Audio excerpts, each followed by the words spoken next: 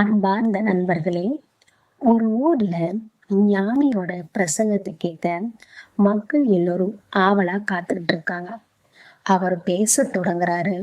ஆனா அவர் பேச ஆரம்பிக்கிறதுக்கு முன்னாடியே கூட்டத்துல இருந்த ஒருத்தர் கோபமா கத்துறாரு. ஐயா, கொஞ்சம் நிறுத்துங்க.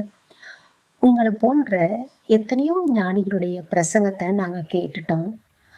அவங்க சொன்ன பல மணி நேர பிரசங்கங்களையும் கேட்டுட்டோம். ஆனா எங்களுக்கு எந்தவித நன்மையும் நடக்கல. இன்னைக்கும் எங்களுக்கு பிரச்சனை இருந்துகிட்டே தான் இருக்குது. எங்களுக்கு மட்டும் இல்ல, இந்த உலகத்துல வாழ்ற எல்லா மனிதர்களுக்கும் ஏதாவது ஒரு கவலை, ஏதாவது ஒரு சிக்கல் இருந்துகிட்டே தான் இருக்குது. அதனால தயவு செஞ்சு இது தேவையற்ற நீளமான பிரசங்கள் எங்களுக்கு வேண்டாம். அந்த மனிதன் தொடர்ந்து சொல்றான், எல்லோருடைய கஷ்டமும் தீர்க்கக்கூடிய, மக்களுடைய வாழ்வுல ஒரு பெரிய வெளிச்சத்தை தரக்கூடிய ஒரு மந்திரத்தை சொல்லி கொடுங்க. அப்படி ஒரு மந்திரத்தை நீங்க சொல்லி கொடுத்தா உங்களை நாங்க குருவா ஏத்துக்கிறோம்னு சவாலும் விடுறான். சுற்றில இருந்த மக்கள் எல்லோரும் அப்படியே அமைதியா நிக்கிறாங்க. ஞானி இப்போ என்ன செய்ய போறாரு, கோபப்பட போறாரா என்ன பதட்டமா பாக்குறாங்க. ஆனா ஞானியோட முகத்துல எந்த வித கோபமும் இல்லை. அவர் உதடுகளில் ஒரு மெல்லிய புன்னகை மட்டும் வருது. அவர் கூட்டத்தை பார்த்து மிக ஆழமாக அழுத்தம் திருத்தமாக 3 வார்த்தைகளை மந்திரமாக சொல்றாரு. இதுவும் கடந்து போகும். அந்த கணமே கூட்டத்தில் இருந்த மக்கள் எல்லோரும் ஆடாம அசையாம அப்படியே திகைச்சு போய் நிக்கிறாங்க.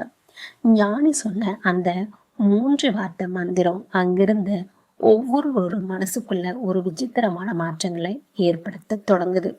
முதல்ல அங்க ஒரு இளைஞன் நின்றுகிட்டு இருந்தான். அவன் நல்லா படிச்சிருந்தும் வேலை கிடைக்காம பணம் சம்பாதிக்க முடியாம ஒருவித தாழ்வு மனப்பான்மையோட வாழ்ந்துகிட்டு இருந்தான். அவனுக்குள்ள ஒரு புதிய நம்பிக்கை பிறகுது.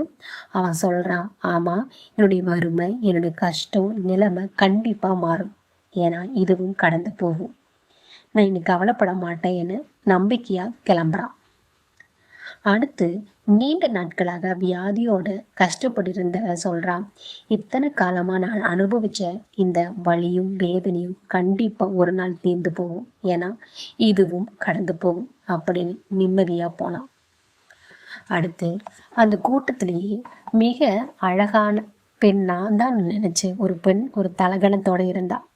அவன் நினைச்சா, இந்த இளமையும் அழகும் நிரந்தரம் இல்லை, முதுமை ஒரு நாள் வரும், ஏன்னா இதுவும் கடந்து போகும் அப்படின்னு தலைக்கணம் குறைஞ்சு போறா.